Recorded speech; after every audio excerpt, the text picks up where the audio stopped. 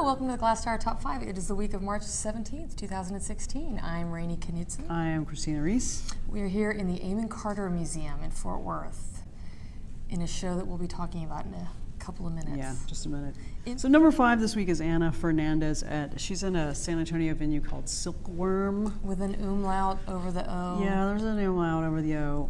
But we like these watercolors. She does watercolors of sort of mundane city buildings. you know, it's just it's incredibly recognizable as Texas, suburbs, houses, street scenes. She graduated from UCLA. We think she lives in San Antonio. Mm-hmm. We're pretty sure that she lives in San Antonio. It's just incredibly accomplished watercolor. It's really nice work. Number 4 this week is a pair of shows at the Old Jail Art Center in Albany, Texas. One is called Exile and Isolation. It's self-taught artists. This was curated by the Webbs. By Bruce and Julie Webb. So obviously they know exactly what they're doing. There are some names here you might recognize.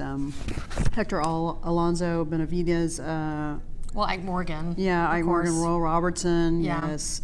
Anyway, this is just going to be a very solid cross-section of self-taught artists that you will have seen in their gallery and now at the Old Jail. The other show is Robert Langham III, Black Fork Bestiary. He's a East Texas-based photographer. It's photographs of animals. It is so photographs Christine of critters. It's Bambi. It's baby Bambi. There's a Bambi. There's some other animals as well. I think this is his own rescue mission. It is, yes. And he photographs these animals as he takes them in out there in the piney woods. Number 3 is Jeff Shore and John Fisher, the great Jeff Shore and John Fisher, called Drip Machine. This is at the Blaffer Museum Windows onto Houston, which is their downtown space in Jim Peterson's building down on McAllen.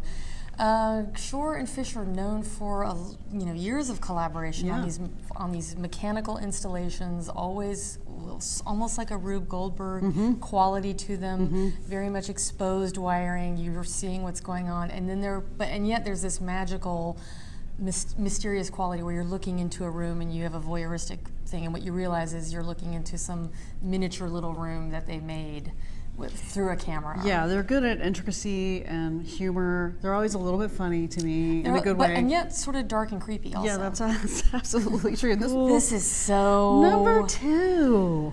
Okay, so in 1973, Salvador Dali came out with a cookbook called Les Dîners de Gala. What is it? An erotic...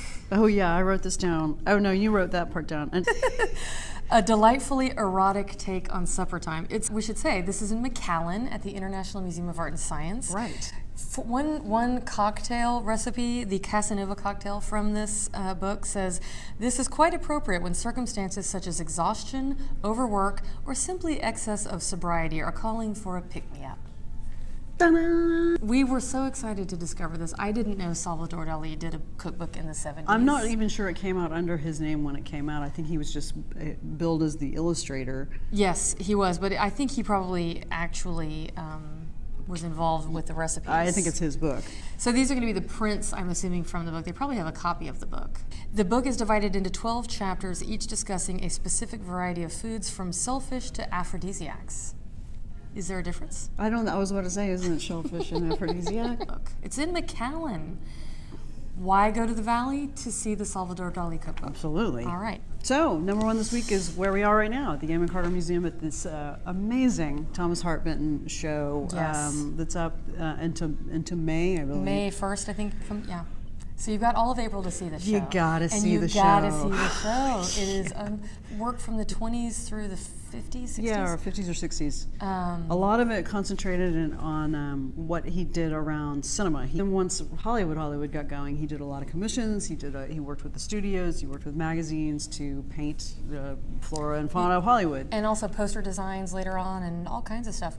The first room, though, that we're standing in are a series of murals that he just did himself. These were not commissioned, really about the history of America. Yeah. And it's tough stuff. The man does not shy away from tough subject matter whatsoever. No, not anywhere in the show has he shied away from it. And these are, this is such a rich show. Sumptuous. Yes. We did have Peter Lucas write about it a month or so ago, and he was not crazy about the installation. He absolutely loved the work. It is very dense and what would you say? It is a crowded hang, and he complained about that aspect of it and some of the didactic text.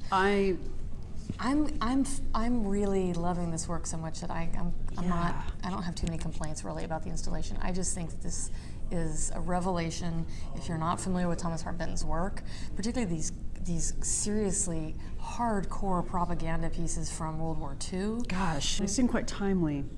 They do seem quite timely. There's a timeliness to a lot of this. Yeah. Do not miss this. Don't miss it. Are you going to click that to you? No. You can put it on a t-shirt.